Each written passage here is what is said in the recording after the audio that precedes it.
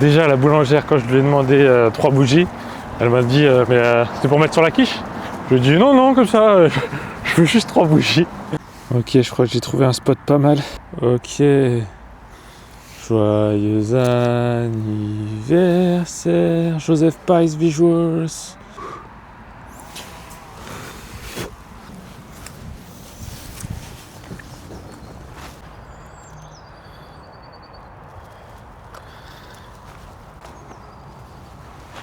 Ok, alors ça fait 3 ans maintenant que je suis photographe vidéaste freelance. Et aujourd'hui d'ailleurs c'est mon anniversaire, c'est le 16 avril 2026, alors que je me suis lancé officiellement le 1er avril 2023. Donc avant j'étais ingénieur développeur, j'ai fait ça pendant 2 ans suite à des études d'ingénieur. Et depuis tout petit en fait j'adore la photo et la vidéo. Et j'aime bien documenter mon parcours sur YouTube. Donc si tu es photographe vidéaste, ça peut énormément t'intéresser parce que je vais te donner énormément de tips, etc.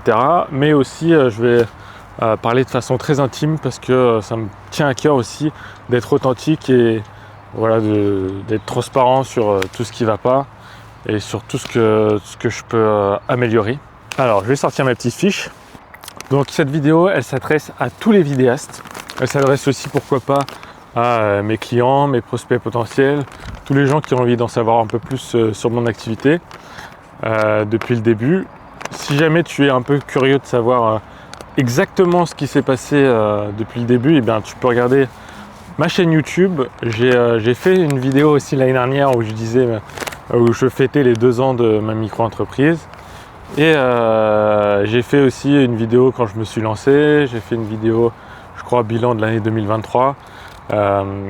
Donc j'ai fait pas mal de vidéos qui parlent de mon parcours et je trouve que c'est des vidéos super importantes pour moi parce que ça me permet de faire un bilan sur ce qui s'est passé et ça me permet de me projeter dans l'avenir et aussi d'être honnête avec moi-même parce que c'est bien beau de se fixer des objectifs mais si au final on revient pas dessus, on revient pas sur ce qui s'est passé, ça sert à rien. Petit contexte sur moi pour mieux comprendre qui je suis et comment en général je prends des décisions dans ma vie. Donc depuis tout petit je suis un grand rêveur, j'adore faire des films, mon rêve c'est de devenir réalisateur et j'adore être avec mes potes en fait et puis construire quelque chose qui part de rien. Pour moi ça veut dire ça, le mot réalisateur, c'est pas tant juste le gars qui est derrière la caméra mais c'est celui qui réalise, c'est-à-dire qui rend réel les choses qu'il a dans sa tête. Alors sinon qui je suis profondément, à part le fait d'être rêveur, je suis aussi quelqu'un, je sais qu'il ne faut pas se mettre dans des cases, bien sûr, et j'en sors petit à petit, mais je suis assez quelqu'un de people pleasing. People pleasing, c'est-à-dire que j'ai peur du non, j'aime bien qu'on me dise oui, et moi-même j'ai toujours été éduqué à dire oui. C'est-à-dire que tu vas faire des études d'ingénieur, oui. Tu fais ton lit, oui. Tu fais la vaisselle, oui. Et j'ai petit à petit pris confiance en moi et mon premier non ça a été de dire non, mon tout premier non ça a été un caprice, c'était d'ailleurs un super caprice. J'étais dans une boutique Ferrari à Rome et c'est vraiment ridicule mais voilà, j'avais mon cousin qui faisait une collection d'objets Ferrari et moi en fait j'adorais Ferrari, j'adorais la Formule 1 et je voulais avoir absolument une veste Ferrari et du coup j'ai crié dans tout le magasin, j'ai vraiment dit voilà, je veux une veste Ferrari, je veux une veste Ferrari, j'ai crié sur ma mère quoi et voilà, ça a été mon premier caprice mais au final j'ai eu ma veste Ferrari et je l'ai gardée toutes ces années, toujours dans mon placard. Et d'ailleurs, je l'ai mise au moment où j'ai fait ma vidéo sur la reconversion professionnelle parce que ça représentait bien en fait mon caprice de la vie, le caprice du fait de ne pas se conformer et d'en attendre plus, même si on pourrait te dire que tu peux te satisfaire de ce que tu as.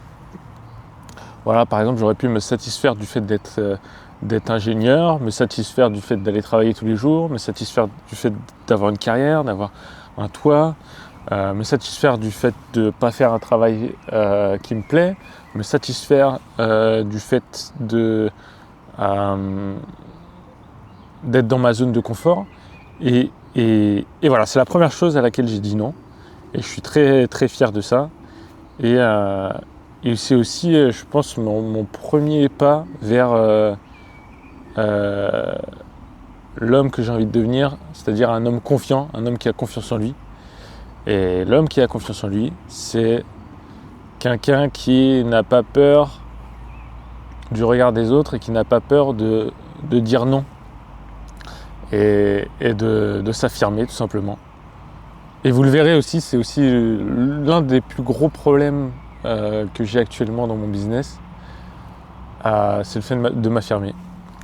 Et donc, je suis aussi un loup solitaire, c'est-à-dire que j'aime bien passer du temps seul. Je trouve que c'est dans ce temps-là que je me ressource. C'est dans ce temps-là aussi que je peux agir et que je peux avoir de l'ambition, entre guillemets. L'ambition, c'est facile de l'avoir seul, parce que quand on est entouré, on est tout de suite jugé, en fait, peu importe ce qu'on dit. Donc voilà, j'ai des petites feuilles chez moi où j'ai des grandes ambitions que je marque sur tous les murs de chez moi. Mais j'en parle peu, parce que je sais que les gens vont me juger. Donc voilà, loup solitaire avec de l'ambition, mais pas forcément, et c'est ça aussi un de mes problèmes, pas forcément cette capacité tout le temps à passer à l'action, à sortir de ma zone de confort. Bon, je vais commencer par vous dire quand même ce dont je suis fier cette année. Ce dont je suis fier cette année, c'est d'avoir eu des beaux clients. Je pense tout de suite à Philippe Boulet. C'est un créateur, artiste, entrepreneur aussi. Vraiment super inspirant, qui m'a fait confiance pour réaliser une vidéo pour résumer son univers. Ça a été un tournage aussi très intense et qui m'a aussi fasciné. En fait, j'ai été vraiment inspiré par Philippe. D'ailleurs, si tu passes par là, Philippe, merci pour l'opportunité que tu m'as donnée pour ce projet. Ça a été vraiment une expérience dure mais très enrichissante. Parce que je me suis rendu compte de ça en fait. Je me suis rendu compte du pouvoir créateur qu'on avait et du fait de persévérer, du fait de toujours croire en soi.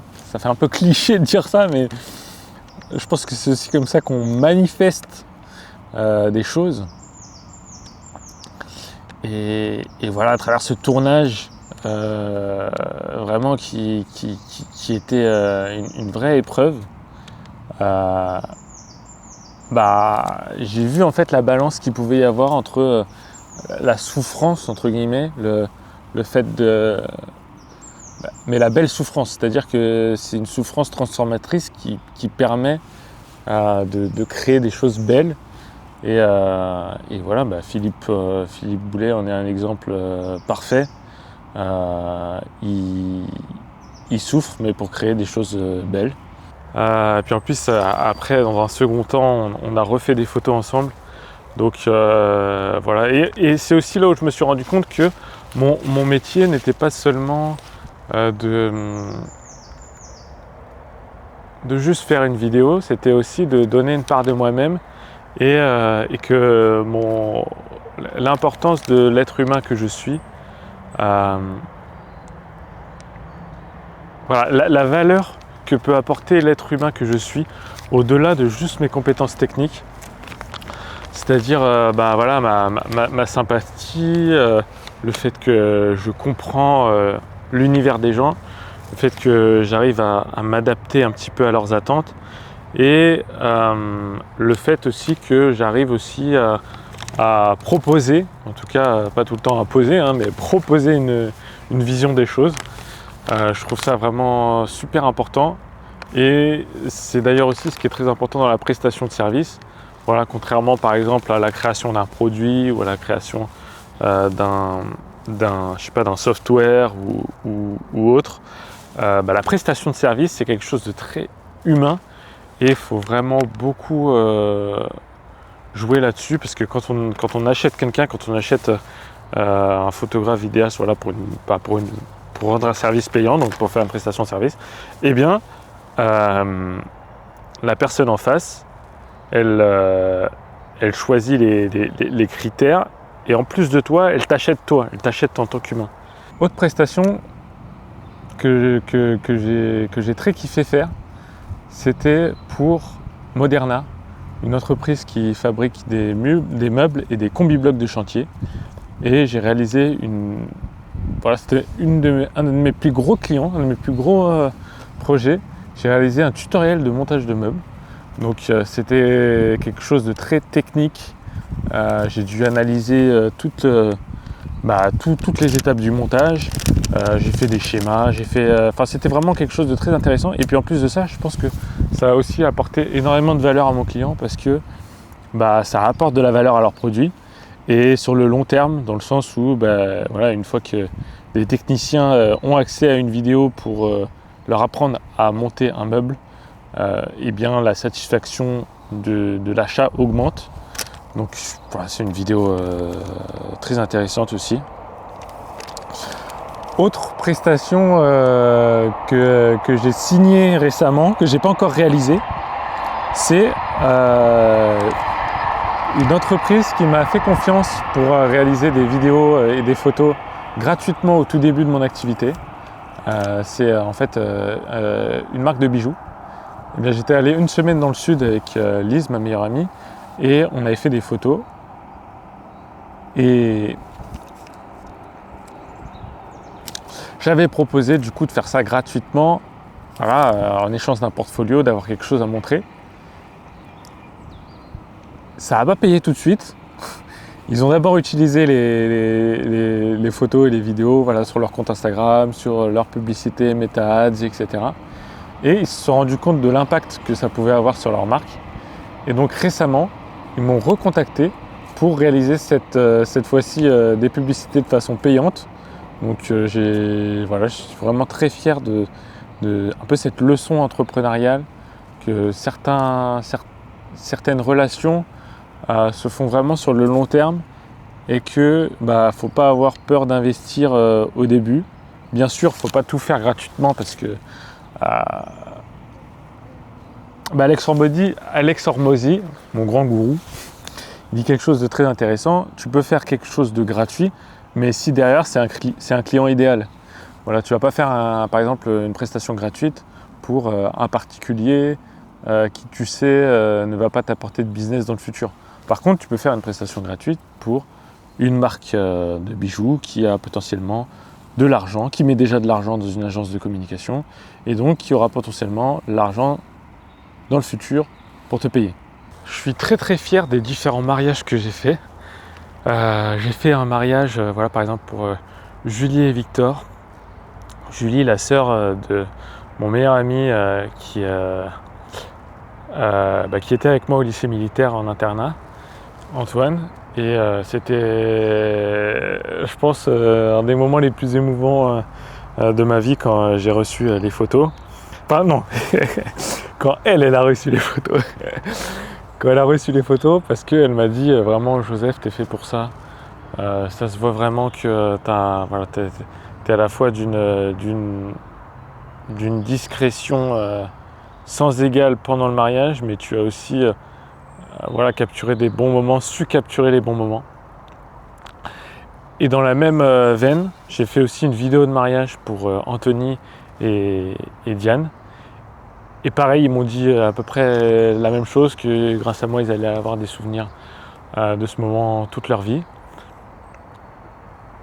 Et voilà, ça m'a fait prendre conscience que une vidéo, une photo, ça a aussi un pouvoir émotionnel et que pour les événements chargés en émotions, c'est important d'avoir un photographe vidéaste. Donc en fait, une même chose, par exemple une photo, un même outil peut avoir différents objectifs en fonction du secteur. Par exemple, tu fais une photo portrait, ça n'a pas la même objectif qu'une photo de mariage, qui n'a pas le même objectif qu'une photo lifestyle, qui n'a pas le même objectif qu'une photo produit. Voilà, juste une matrice de pixels. La façon dont elle est colorée, ça change la chose.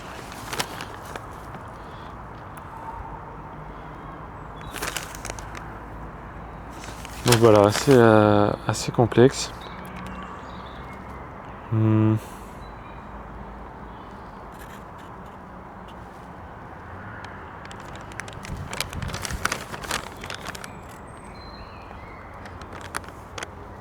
J'adore parce qu'il y a un autre gars qui est en train de filmer avec son téléphone dans le parc. Et je l'ai déjà croisé tout à l'heure, et là on se recroise. Voilà, donc ça c'est ce dont je suis fier en 2026, enfin entre avril 2025 et avril 2026.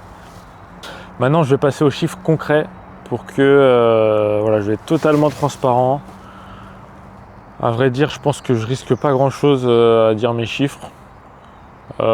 Juste éventuellement à être jugé, mais bon, c'est pas grave. Il faut savoir que je me compare aussi énormément.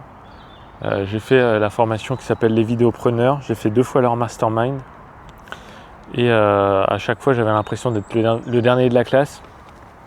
Même si au final, je m'en suis sorti et ça m'a beaucoup aidé sur beaucoup de points.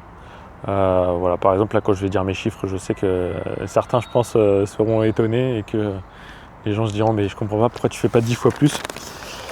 Donc entre avril 2023 et avril 2024, j'ai fait 2649 €.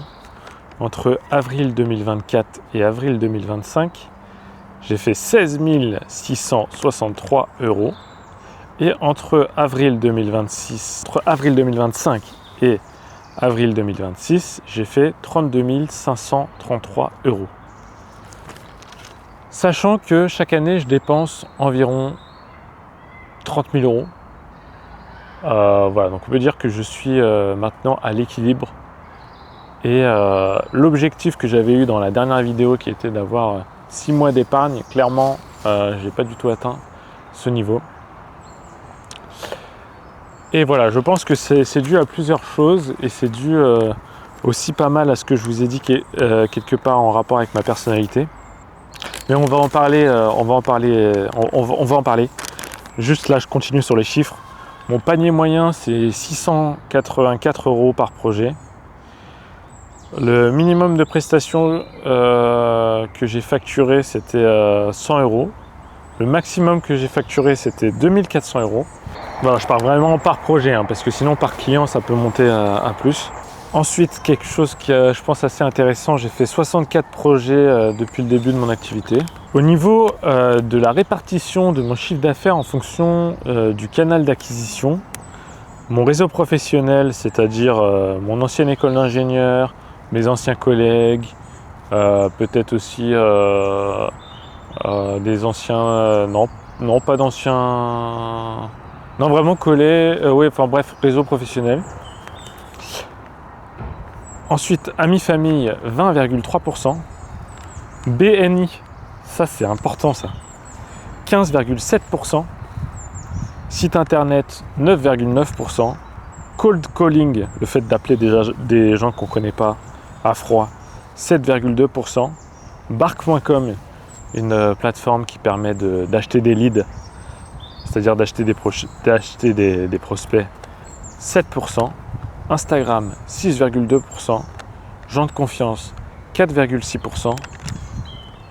Les vidéopreneurs, 4,5%, parce que dans les vidéopreneurs, il y a Julien qui m'a rapporté pas mal de business, c'est un collègue vidéaste.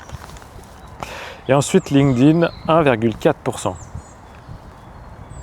Je pense que c'est aussi super important de faire l'état des lieux, parce que parfois on peut se concentrer sur des canaux d'acquisition. Typiquement récemment, je fais un post par jour sur LinkedIn, alors que ça me rapporte que 1,4%.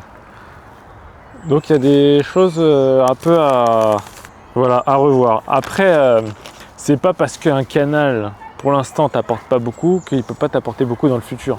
Typiquement, je sais qu'il y en a plein dans les vidéopreneurs ou voilà, plein d'entrepreneurs qui font que du cold calling et qui arrivent très bien à vivre de ça. Moi, par exemple, j'ai plus de facilité à faire des articles de blog, faire des pages sur mon site internet et bien me référencer dans les moteurs de recherche. Alors, on continue avec les chiffres. Les chiffres, c'est super important. C'est quoi la répartition de mes types de prestations? Les vidéos corporate, donc par exemple vidéo de présentation d'entreprise, vidéo témoignage client, vidéo tutoriel de montage de meubles, vidéo de présentation d'association, vidéo, enfin bref, ça représente 30%. Ensuite, photo de mariage, ça représente 27,5%. C'est quand même une grosse part de mon activité, c'est quand même le mariage. Événementiel, donc ça peut être anniversaire, événement d'entreprise, événements sportifs, enfin tout type d'événement, 18,2%. Photo, corpo, portrait. Donc là, ça mélange à la fois, par exemple, un avocat qui me demande des photos portraits de lui, des gens qui veulent des photos portraits corpo entre guillemets pour LinkedIn, mais ça mélange aussi photos, portraits, lifestyle par exemple, une modèle qui veut faire son book, une artiste qui a besoin de photos pour communiquer sur les réseaux sociaux, en plus des portraits artistiques. Ça c'est 11,8%. Ensuite, contenu pour les réseaux sociaux, donc tout ce qui est vidéo verticale, ça c'est 6,8%. Ensuite, les vidéos de mariage, 3,5%. Ensuite, les formations et conseils, donc ça c'est 1,9%. C'est quand par exemple je peux donner un cours sur de la photo ou un cours sur de la vidéo. Alors, ce que ça révèle tous ces chiffres, eh bien, je pense que j'ai un peu sous-estimé la vidéo corporate et je pense aussi avoir sous-estimé le mariage et surestimé les vidéos pour les réseaux sociaux. Voilà, dans le sens où actuellement, voilà, on parle des réseaux sociaux, etc. Mais concrètement, ce qui peut-être rapporte le plus de valeur pour une entreprise, ça reste quand même les vidéos corpo long terme. J'aime bien les appeler les vidéos conversion, c'est-à-dire des vidéos qui font pas un pic de vue et puis ensuite qui s'arrêtent complètement. Des vidéos utiles sur le long terme, par exemple vidéo de présentation d'entreprise, tant que l'entreprise elle change pas, la vidéo elle est toujours utile quoi. Toutes les vidéos qui peuvent être vidéo témoignage client, les vidéos qui restent en fait, qui sont toujours valables, eh bien c'est des vidéos qui sont super utiles. Et aussi j'ai sous-estimé je pense le mariage parce que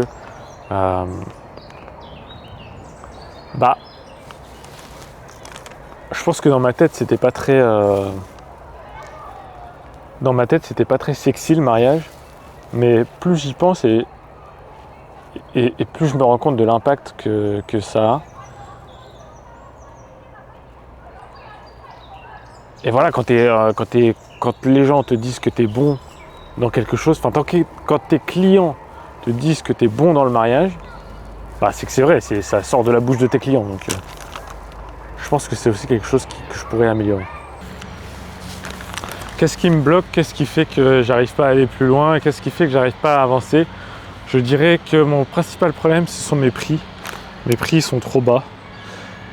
Il y a certaines prestations où j'ai été payé à ma juste valeur, mais il y en a d'autres où j'ai été clairement payé presque rien, quoi.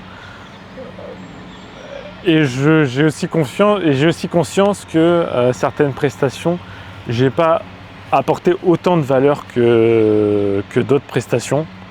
Voilà, typiquement, si on revient sur l'exemple des réseaux sociaux, je sais qu'une vidéo verticale sur les réseaux sociaux, ça peut avoir effectivement énormément de valeur si elle est virale, mais bon, on va dire que c'est une chance sur 1000 ça. Par contre, une vidéo horizontale sur un site internet, là ça a beaucoup plus de valeur parce qu'elle reste sur le site et elle est toujours visionnée et elle a toujours un impact, elle est toujours là, quoi. C'est comme la roue d'une voiture, quoi. Elle est toujours utilisée, tant que la roue est sur la voiture, elle est utilisée. Alors mes prix sont trop bas parce que j'ai souvent peur du non et aussi parce que je cible pas la bonne cible. Je sais que le prix c'est relatif, ça dépend énormément de la capacité d'achat de la personne qui est en face. Je sais que si je vends à un particulier, j'ai beaucoup plus de mal à vendre quelque chose cher que si jamais je le vends à une entreprise. J'ai aussi fait peu de prospection Voilà, malgré le fait que ce soit quelque chose qu'on m'ait martelé pendant que j'ai fait ma formation les vidéopreneurs, eh bien j'ai quand même eu très peu de résultats avec ça. Comme je l'avais dit dans mes chiffres, le cold calling et la prospection m'a rapporté 7,2%. Et étant donné que c'est quelque chose qui me coûte énormément en énergie mentale, je parle vraiment de prospection à froid, parce que par exemple BNI, ça peut être considéré comme la prospection, parce que en soi c'est du réseautage, mais la différence c'est que c'est à chaud. C'est-à-dire que les prospects ils te connaissent déjà, et puis tu as tout un côté humain, alors que la prospection à froid, c'est vraiment tu arrives et tu parles à quelqu'un que tu connais pas. Donc c'est beaucoup plus dur. Mais ça ne veut pas dire que c'est pas faisable. La preuve que j'ai eue avec par exemple la marque de bijoux, j'ai réussi à la contacter, je lui ai proposé un fee-to-fee. Au final, maintenant c'est un client payant. Pareil, une belle histoire aussi d'optimisme. Eh bien, je travaille maintenant pour le média L'Optimisme, qui est dirigé par Catherine Testa, qui est vraiment une entrepreneuse formidable, qui parle notamment de qualité de vie au travail et qui fait énormément de conférences et qui a écrit plusieurs livres. Eh bien, elle, je l'ai contactée en cold calling. À un moment, j'ai sorti mon téléphone et je lui ai dit j'ai regardé vos vidéos sur YouTube, je trouve ça super intéressant, j'ai regardé votre vidéo qui parle de l'optimisme et je m'étais posé la question, est-ce que vous souhaitez faire plus de vidéos comme celle-ci? Et elle m'avait répondu oui. Et pendant peut-être 1 an, je lui avais fait une première proposition, mais au final, c'était quelque chose que je lui avais envoyé par mail, elle n'avait pas forcément relu, etc. Ensuite, je l'avais relancé, et cette fois-ci, elle m'avait dit ça tombe bien que vous me relanciez. Effectivement, maintenant, j'ai un besoin. Et voilà, ça m'a prouvé que effectivement, le cold calling, ça pouvait marcher. Mais est-ce que ça valait le coup dans le sens où je sais pas, j'ai dû envoyer plus de 600 mails, j'ai dû faire plus de 100 appels à froid, je pense. Après, c'est pas encore beaucoup 100 appels à froid. Je sais pas, j'arrive pas à me rendre compte, mais j'ai encore beaucoup de mal avec la prospection à froid. Alors, autre chose que je pourrais améliorer, il y a tellement de trucs à améliorer, c'est chiant. Bon, après, c'est ça aussi la vie d'entrepreneur, c'est comme un miroir en fait, tu te rends compte de tous tes défauts et c'est pour ça aussi que c'est la meilleure école de la vie et c'est la meilleure façon de se développer en tant qu'être humain. C'est-à-dire que chaque défaut en fait ça t'empêche de vivre, ça t'empêche de gagner de l'argent, ça t'empêche de gagner plus d'argent et c'est à chaque fois quelque chose que tu dois améliorer.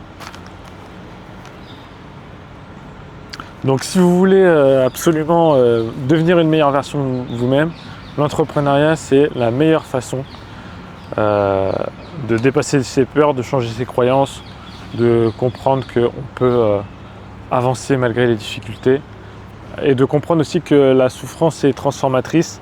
Dans n'importe quelle histoire de super-héros, dans n'importe quelle histoire tout court, il y a des obstacles et le héros est obligé de changer pour franchir ces obstacles. Et quand il retourne dans sa vie de tous les jours, on va dire, il revient avec la substance moelle, il revient avec la potion magique, il revient avec l'élixir de son aventure. Et la plus grande élixir qu'il a trouvé dans cette aventure, c'est pas l'aventure en elle-même, c'est la version de soi-même qu'il a réussi à développer. J'aimerais énormément développer mon personal branding de façon authentique, de façon longue, un peu comme je l'ai fait aujourd'hui, même si là, comme je l'ai dit au début de la vidéo, c'est plus une vidéo pour moi, pour la re-regarder l'année prochaine et me voir quels étaient mes objectifs et qu'est-ce que j'ai vraiment accompli.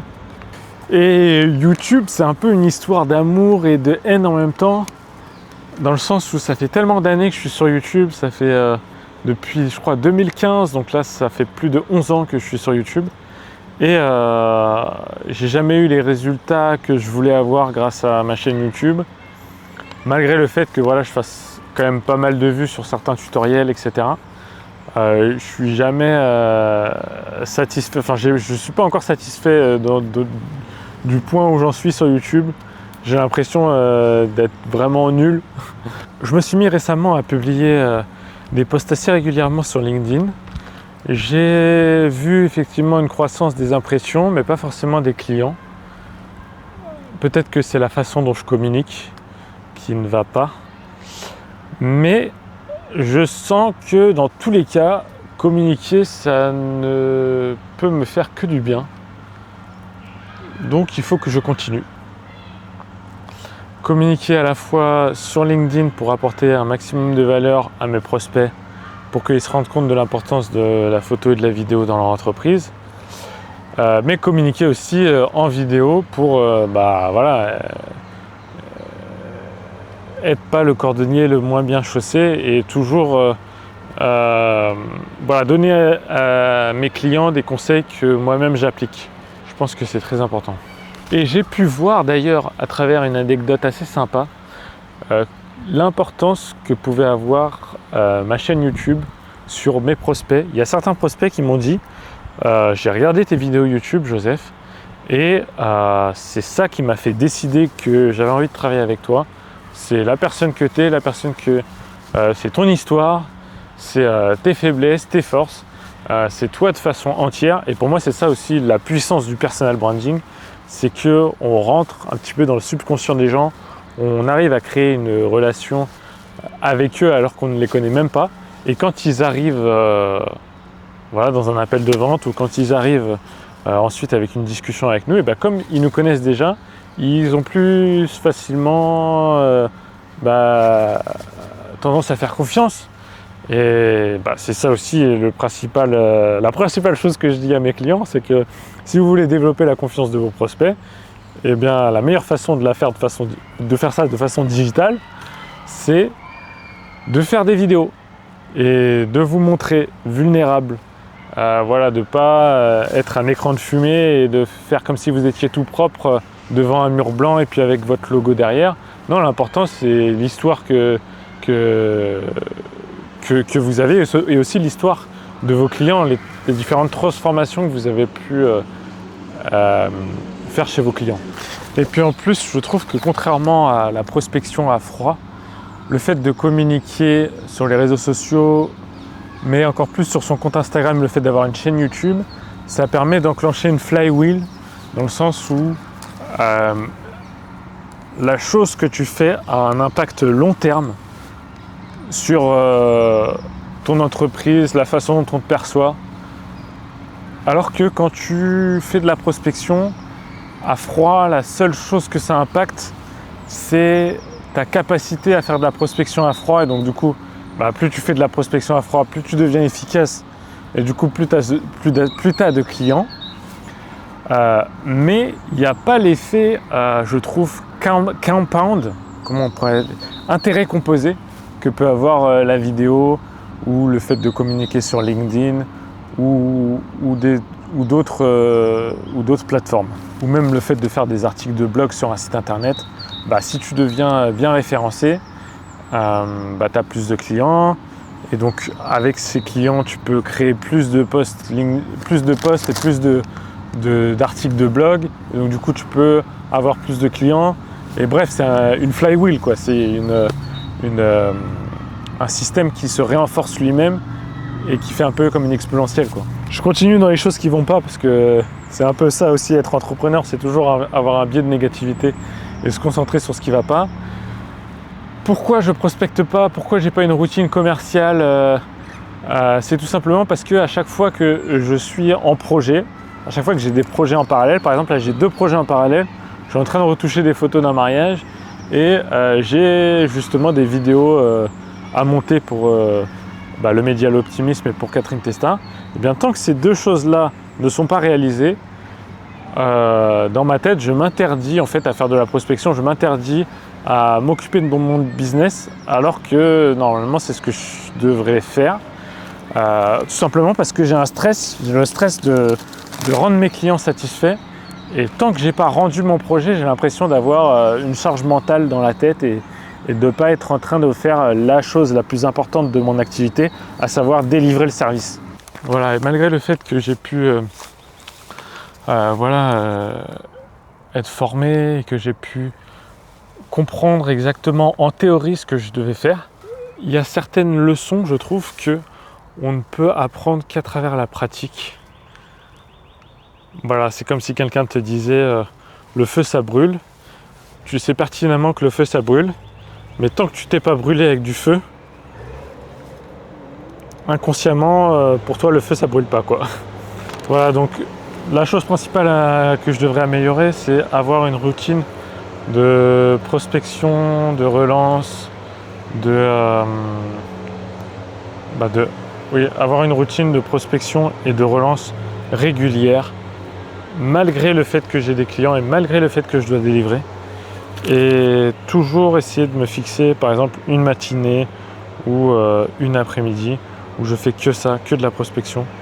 Et ça va me permettre d'avoir moins ce côté dents de scie où parfois je peux faire un très bon mois et puis parfois un très mauvais mois. Et voilà, m'enlever en fait ce côté irrégulier qu'il peut y avoir dans mon activité. Voilà, par contre, il y a quand même beaucoup de leçons que j'ai intégrées. Il y a notamment le fait de ne pas dire le prix tout de suite.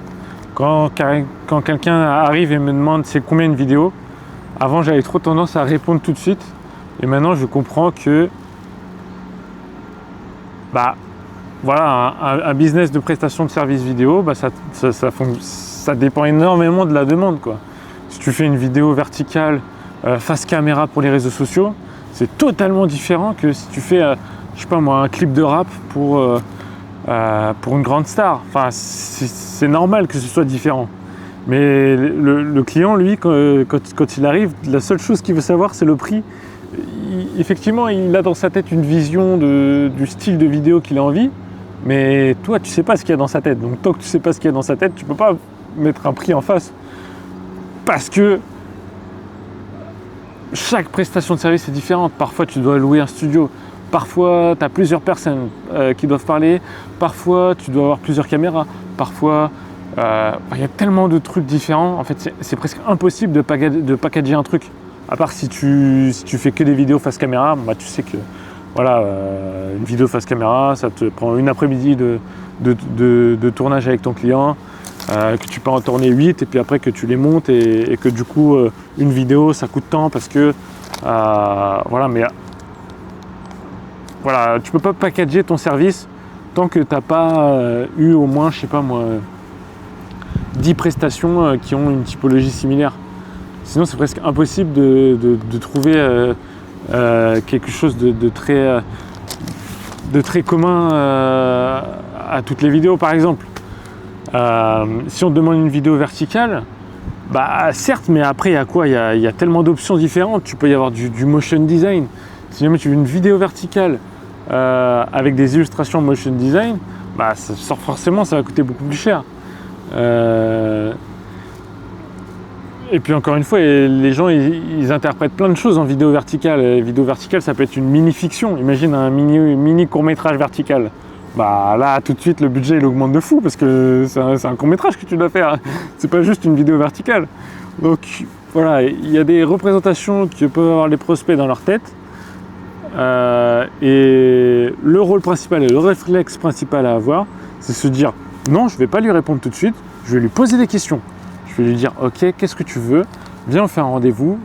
Dans ce rendez-vous, je te pose plein de questions et une fois que je saurai exactement ce que tu veux, là, je pourrais te faire une proposition adaptée à ton besoin. Sinon, en fait, tu vas répondre à côté de la plaque et puis il va commencer à te dire ouais, mais si on enlève ça, si on enlève ça, et si on enlève ça, alors c'est moins cher, et si on enlève ça, alors c'est moins cher. Et du coup, en fait, tu te retrouves à faire du calcul de tête comme ça et puis à dire un prix qui au final va pas du tout t'arranger. Et puis ça te dessert aussi dans la valeur que tu proposer à ton client parce que plus tu vas mettre du temps à dire un prix, plus ton client il va avoir confiance en toi. Si tu dis un prix tout de suite, le client il va directement aller voir quelqu'un d'autre et comparer les prix. Alors que si tu commences à faire un premier rendez-vous de découverte, ensuite faire un rendez-vous de proposition commerciale où tu auras préparé toute ta proposition sous la forme d'un PowerPoint, où tu seras revenu sur son besoin, où tu auras présenté ton travail, où tu auras présenté tes clients, par exemple des témoignages de tes clients satisfaits, où tu auras présenté les différentes formules que tu lui proposes, où tu auras présenté ta gestion de projet, comment est-ce que tu vas faire pour travailler avec lui, et bien là, le client, il se rend compte qu'effectivement, il ne peut pas comparer les choses qu'au prix, il ne peut comparer l'incomparable. Et donc, à partir du moment où il ne peut comparer l'incomparable, bah, tu t'arrêtes d'être une commodité et tu deviens une personne où tu ne peux pas comparer les prix, quoi. La personne se dit, je ne peux pas comparer Joseph et quelqu'un d'autre, parce que Joseph, il m'a préparé ça, Joseph, c'est tel humain, Joseph, il a fait ça. Et voilà, donc c'est vraiment super important. Ne pas dire un prix tout de suite, comprendre le besoin, faire une proposition commerciale et voilà, proposer cette proposition. Donc ça, c'est vraiment quelque chose que j'ai intégré et je suis totalement d'accord avec ce truc, même si parfois j'ai le mauvais réflexe de vouloir satisfaire la personne qui m'écoute et de lui donner des exemples de prix comme ça, mais qui veulent absolument rien dire, parce que en face du prix, il y a toujours une valeur et il faut décrire la valeur, et décrire la valeur en une seule phrase, c'est compliqué. Une autre leçon que j'essaie de me marteler dans la tête, c'est la leçon de savoir dire non. C'est-à-dire que quand quelqu'un, par exemple, me demande si je peux baisser mon prix, et bien maintenant, j'arrive petit à petit à dire non. C'est vraiment compliqué parce que, je donne un exemple très concret. En mars, on m'a demandé deux prestations dont le prix ne me valait pas. Voilà, une prestation où le budget c'était par exemple 400 €, alors que je pense que c'était l'équivalent de 5 jours de travail. Et une autre prestation, pareil, 400 €, alors que je pense que c'était l'équivalent de, je sais pas, pareil, 4 jours de travail. Et je me suis retrouvé à la fin du mois, j'avais fait à peine 600 € de chiffre d'affaires. Donc moi, voilà, je dépense à peu près 2500 € par mois, donc je dois faire à peu près 3000 € de chiffre d'affaires pour pouvoir m'en sortir.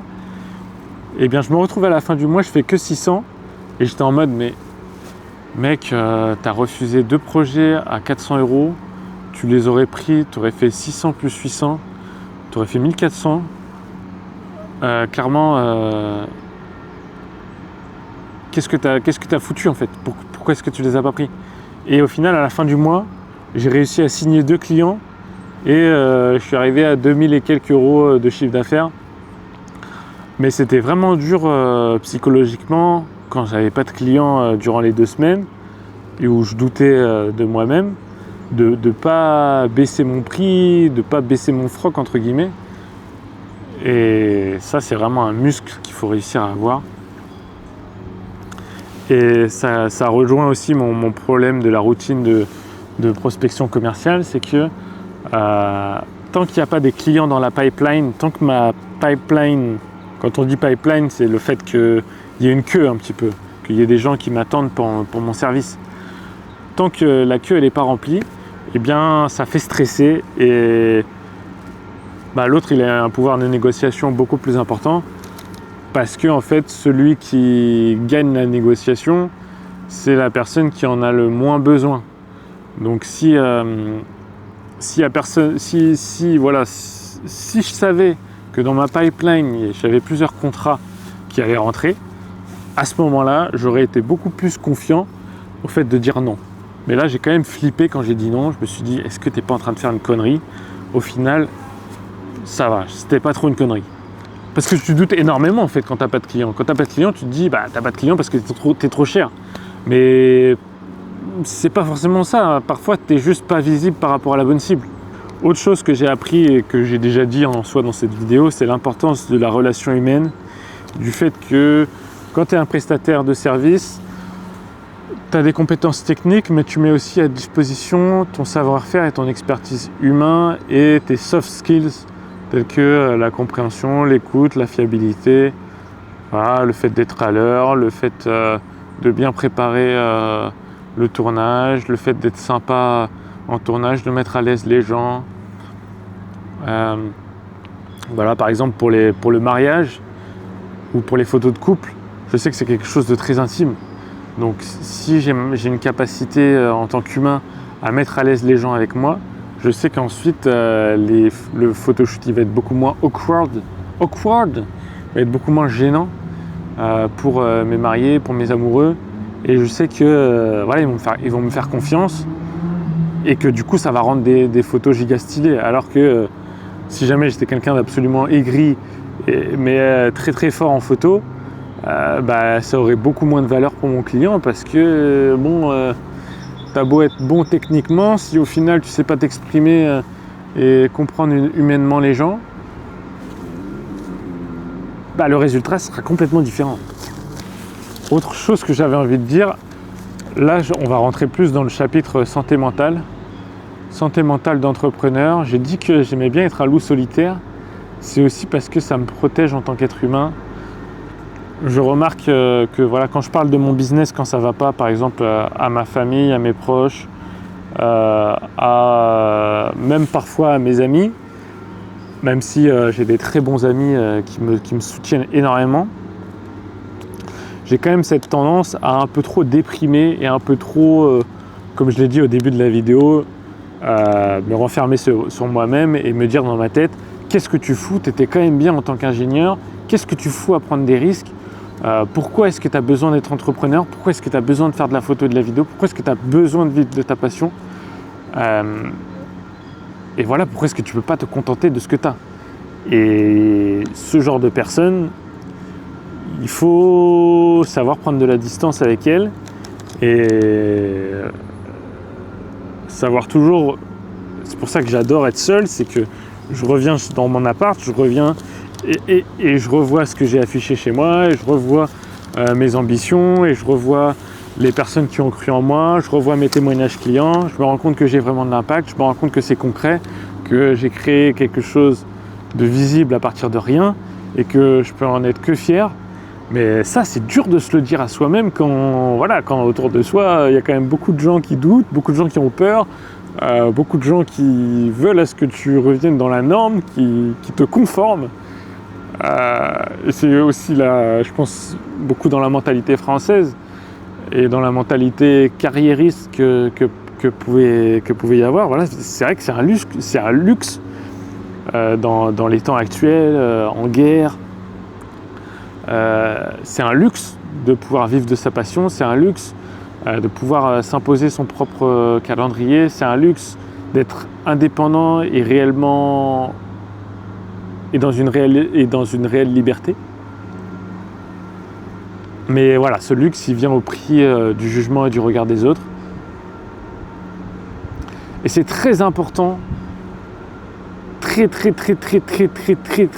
important de se créer son confort et son univers et son ambition et de se créer sa confiance en soi à travers le fait d'avancer seul. Ou avec des gens qui ont les mêmes buts que toi, qui sont alignés, etc. Mais voilà, très important de protéger ça. C'est comme une petite fleur. Voilà, je sais pas si vous avez déjà vu La Belle et la Bête, je pense que oui. Mais je pense à la rose qui est dans son bocal. Et bien la rose, c'est l'ambition qu'il faut protéger. Alors c'est drôle parce que là, ce que je m'apprête à te dire, ça va carrément contredire le point que je viens de dire. C'est-à-dire qu'il faut rester seul. Eh bien non, il faut savoir s'entourer. Et c'est là aussi où je vais dire l'importance qu'a le BNI pour moi. BNI, c'est Business Network International. C'est une entreprise américaine qui a mis au point un concept assez intéressant. C'est un réseau d'affaires où chaque mercredi matin, on pitch son activité chacun. Il peut y avoir qu'une seule personne d'un même métier. Par exemple, il ne peut pas y avoir deux photographes ou deux vidéastes dans le même groupe. Et l'idée, c'est que on se connaît tellement bien à force de se voir chaque semaine qu'on finit par se recommander dans nos entourages. Typiquement, une personne qui est architecte d'intérieur m'a déjà recommandé à 2 personnes différentes pour un anniversaire. Voilà, il y a aussi des gens de mon groupe qui ont fait directement appel à moi. Donc c'est aussi une très bonne façon de développer son activité. Mais au-delà de ça, et je pense que c'est ça qui est très important, c'est que tu es avec des entrepreneurs. Je crois que j'avais vu une vidéo d'Alex Hormozy qui disait que, je crois une statistique, c'était un truc du style, il y a 9% du monde qui est entrepreneur, le reste c'est des salariés. Bah, c'est un peu ça le problème, c'est que quand tu es entrepreneur, bah, savoir s'entourer d'autres entrepreneurs, c'est primordial, tout simplement parce que si tu es entouré de salariés ou de personnes qui n'ont pas accompli ce que toi tu as envie d'accomplir, tu ne peux pas tellement écouter leurs conseils. Et c'est d'ailleurs un des conseils que j'ai envie de donner aux gens, c'est n'écoutez pas les conseils de n'importe qui, n'écoutez pas les croyances de n'importe qui, écoutez uniquement les croyances et les conseils des personnes qui sont là où vous avez envie d'être. Parce que c'est bien beau de dire ouais, la photo ça marchera pas, l'intelligence artificielle par exemple qui va te remplacer. Voilà, entendre quelqu'un dire ça, en fait, avant ça pouvait m'impacter, maintenant ça ne m'impacte pas parce que je suis en contact avec d'autres photographes vidéastes qui sont plus loin que moi, qui font 15 fois plus de chiffre d'affaires que moi, qui sont 15 fois plus doués que moi et je sais que c'est possible parce que je les vois. Enfin bref, en tout cas, dans tous les cas, je vais écouter leurs conseils à eux. Donc c'est super important de s'entourer d'entrepreneurs et d'entrepreneurs aussi de tous bords. Et j'adore le BNI parce qu'il y a des avocats, il y a des experts comptables, il y a des DAF/RH externalisés, il y a des gestionnaires, des conseillers en gestion de patrimoine, il y a des experts en intelligence artificielle, il y a des associations, il y a des assureurs. Enfin oui, il y a tellement de typologies d'entrepreneurs différents, tellement d'expertises différentes que c'est trop bien. Parce que je sais que si jamais à un moment, par exemple, je crée une boîte, bah, je sais à quel comptable je vais pouvoir demander. Et même au-delà de ça, voilà, je connais plein de choses sur, par exemple, la facturation électronique. Enfin bref, il y a plein de sujets sur lesquels j'ai grave progressé, bah, notamment grâce au BNI, quoi. Et puis on a pu le voir aussi dans mes différentes statistiques. Ça m'a quand même rapporté beaucoup de chiffre d'affaires. C'est 15% de mon chiffre d'affaires depuis le début de mon activité.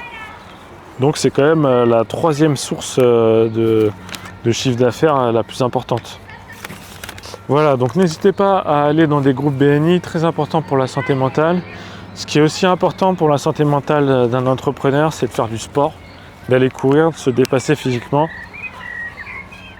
Courir, moi c'est vraiment mon cheat code préféré. Avant j'allais à la salle de sport, mais déjà à la salle de sport j'arrivais pas à progresser, donc c'était déjà un premier truc chiant. Et autre chose, je remarquais que la salle de sport m'apportait pas autant d'endorphines que peut m'apporter par exemple 10 km de course à pied. Voilà, quand je fais 10 km de course à pied, bah je me sens trop bien en fait après, c'est vraiment trop stylé. Dernier point sur la santé mentale, se rappeler de sa vision. Ça rejoint un petit peu ce que je disais tout à l'heure avec l'ambition et le fait d'être seul. C'est important d'afficher, je sais pas, un panneau chez soi ou d'afficher des choses qui à chaque fois nous rappellent de nos objectifs. Et la vision, en fait, c'est ce que je disais au tout début de cette vidéo, qui commence à être, je pense, un peu longue. Bravo d'être resté jusqu'ici. C'est notre pouvoir de créateur en tant qu'être humain et le pouvoir de la pensée, que la pensée a sur la réalité, et le fait de toujours se rappeler de ses ambitions, de se rappeler de ce qu'on a envie d'accomplir, de se rappeler de qui on a envie de devenir, ça nous permet d'avancer dans la vie avec une direction et de comprendre que chaque obstacle sur notre chemin est fait pour nous transformer et faire à ce qu'on devienne une meilleure version de nous-mêmes. Voilà, peu importe ce qui t'arrive, il y a toujours une leçon à en tirer derrière. Et tu es exactement là où tu dois être. Tu es exactement là où tu dois être. Là où tu es actuellement, c'est tout simplement la conséquence de toutes tes décisions que tu as prises dans ta vie. Mais c'est aussi là où tu dois être. C'est-à-dire que c'est l'endroit parfait pour toi. c'est l'endroit où tu vas le plus apprendre. Voilà, donc maintenant j'aimerais parler à tous les vidéastes qui me regardent et leur dire à quel point je suis fier de FlashBiz. FlashBiz, c'est un projet que j'ai depuis à peu près un an, un peu plus d'un an je pense, qui est tout simplement un SaaS, Software as a Service, une application web pour les photographes vidéastes freelance pour les aider à gérer leur activité. Par exemple, maintenant il y a un mini CRM, il y a aussi la possibilité de livrer les vidéos à ses clients. Il y a aussi un dashboard client d'ailleurs, où les clients peuvent avoir accès à leurs devis, leurs factures, leurs différentes vidéos, leurs différents projets vidéo qu'ils ont réalisés avec vous. Ça permet un peu de centraliser la communication avec son client. Il y a la possibilité également de livrer des galeries de photos. Et petit à petit, j'augmente la capacité de ce merveilleux outil, je trouve. Pour l'instant, il y a 70 membres inscrits, mais je pense qu'il n'y a que 2 utilisateurs actifs. Il doit y avoir genre moi et puis un collègue vidéaste. Mais voilà, si tu es vidéaste, n'hésite pas à le tester, à me dire ce que tu en penses, à me dire les améliorations possibles également. C'est quelque chose voilà, sur lequel j'essaye de ne pas passer trop de temps parce que tant que mon business principal de photographe vidéaste ne fonctionne pas, en fait, ça ne sert à rien d'essayer d'en faire fonctionner un autre. Mais voilà, je trouve ce projet passionnant. Il arrive pile poil à la bonne période. Parce qu'avant j'étais développeur, mais jamais j'aurais pu faire une plateforme comme ça sans l'intelligence artificielle. Parce que je sais que j'aurais bien galéré, que ça m'aurait pris beaucoup plus de temps. Je pense que là, ce que j'ai fait en un an, avec mes compétences de développeur Java, surtout qu'en plus je faisais même pas du développement web, donc j'étais très loin de pouvoir réussir à faire quelque chose d'aussi bien, aussi vite. Mais là, clairement, je pense que le projet que j'ai fait en un an, voilà, je l'aurais fait en 5 ans manuellement. Et donc c'est un projet unique qui me correspond parfaitement. C'est un peu le chemin de mon non-résistance pour moi parce que j'ai les compétences techniques, je comprends l'intérêt business de faire quelque chose comme ça. Je sais que c'est un SaaS tellement qui se concentre tellement sur une verticale métier spécifique que c'est pas le genre de choses qui intéressent les grosses entreprises qui elles lèvent énormément de fonds et qui travaillent sur des projets qui ont comment on appelle ça, une TAM, une Total Addressable Market beaucoup plus grande. Mais moi, à mon échelle, c'est un software suffisamment ambitieux pour que ça ait de l'impact auprès de ma communauté et que voilà, ce soit tout simplement un projet qui puisse apporter beaucoup de valeur à mon écosystème. Et voilà, j'en suis très fier. Donc voilà, tout ça pour dire que voilà, FlashBiz, c'est vraiment un outil qui me tient énormément à cœur et que j'ai envie de développer beaucoup. Et on en vient donc à mes objectifs. Mes objectifs,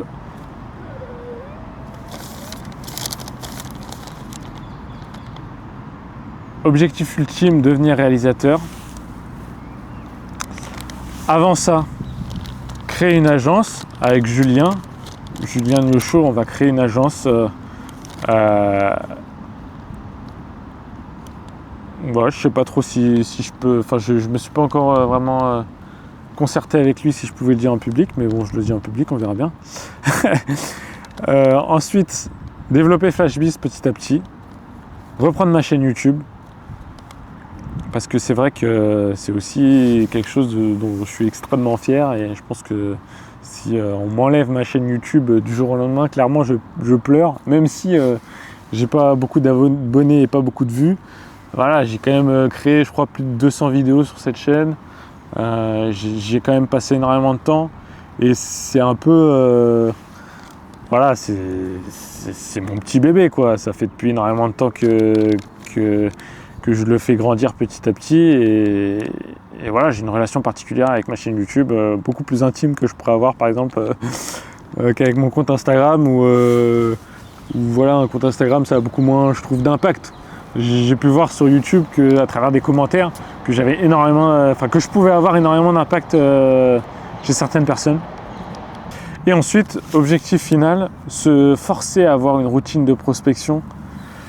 Wow, ça, je sens que c'est encore un objectif que je ne vais pas réussir à tenir, mais vraiment se forcer, même si tu es en train de délivrer à ton client, même si tu es dans le rush, toujours trouver un moment pour relancer tes clients, trouver un moment pour continuer à faire des propositions commerciales, trouver un moment pour continuer à faire des projets free-to-fee, continuer à envoyer des mails par-ci par-là, provoquer des opportunités en fait. Voilà, bon, officiellement j'ai fini mes fiches. J'espère que cette vidéo t'aura apporté de la valeur malgré sa longueur. D'ailleurs, petit tips, si tu as la flemme d'écouter une longue vidéo, tu peux aller tout simplement copier la retranscription, la mettre dans ChatGPT et lui dire concrètement c'est quoi les 5 plus grandes leçons, c'est quoi les conseils adaptables pour moi et pour mon business dans mon contexte.